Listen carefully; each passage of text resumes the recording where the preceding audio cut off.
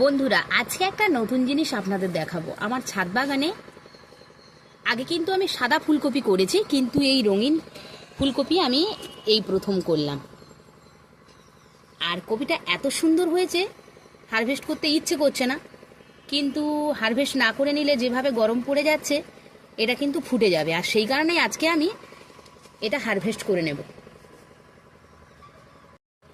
এইরকম একটা ছোট্ট টবে এত বড় একটা কপি হয়েছে, সমস্ত মাটি উঠেই যাচ্ছে। এই রুট সিস্টেমটা কিন্তু খুব সুন্দর।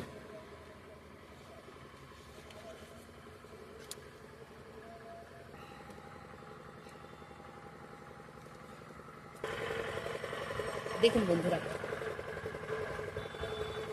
ফুলকপিটা কিন্তু সাইজে অনেকটাই বড় হয়েছে।